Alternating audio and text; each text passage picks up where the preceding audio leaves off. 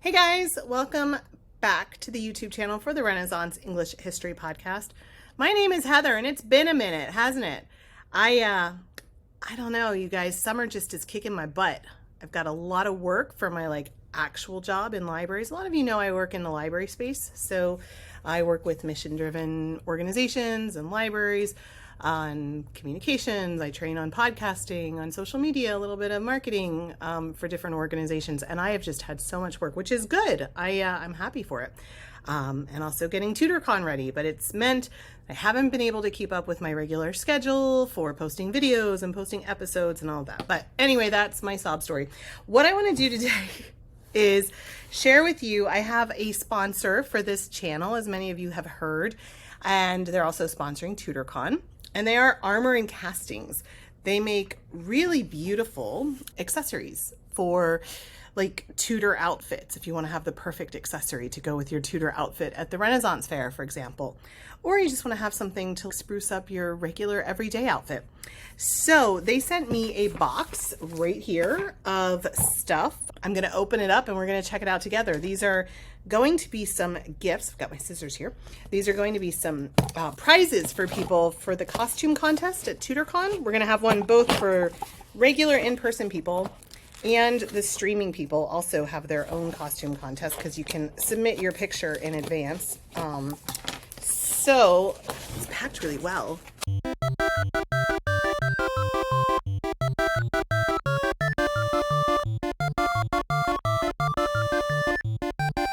All right, got that part done. So now I have a box that I'm going to open up and we're going to look at these together. Ooh. So let me show you what's in the box. It's all very well packed, and there's these boxes in a box. That's very meta. So I'm going to take them out and we will open them up. So I'm very excited to see what all's in here. Let's check it out. Check it out. There's different sizes. Okay, so let's open one of these larger boxes. Has a pretty little A on it for Armour and Castings. Ooh, a 15th century cross pendant. So it's got information in about what it is. And it looks like there's cross pendant with cubic zirconia stones and artificial pearls. And then it gives a little history about it. Highly decorated pendants in the shape of a cross are very popular in 15th and 16th century Europe. They are depicted in many paintings of the period, like this portrait of St. Catherine of Bologna by the master of Baroncelli Portraits, Bruges. So it has the portrait. All right, let's open it up. Someone is going to win this at Tudorcon this year. So I need to be very careful as I open it that I don't mess it up. Ooh, that's beautiful.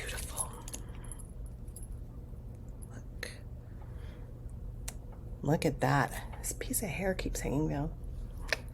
Look at that. Isn't that gorgeous? Look how it shines. It's so, so pretty.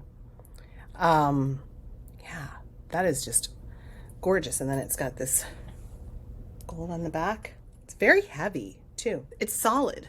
It's really solid. So that is just gorgeous. Let me pack this up just right, the way they did it. Should we look at another one? Let's look at another one. Got the prettiest stuff. Absolutely beautiful. All right, here's another big one, bigger one. Oh, another Three Brothers 15th century brooch.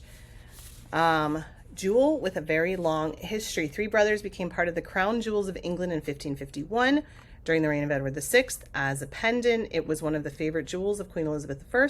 Her successor, James, refashioned it into a hat jewel, as is shown on this portrait.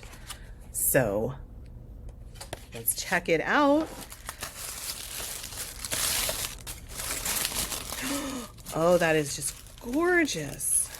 Oh, and it's a pin. It's a brooch, so I don't want to take it. Oh, it's pinned really well in there, so I don't want to mess that up. But here, I'll just take the box. Look at that. Isn't that just beautiful?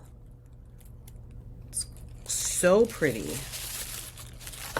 So pretty. Okay, I'll put this back. Let us do one more, and then we'll stop. Okay, this is another brooch size one.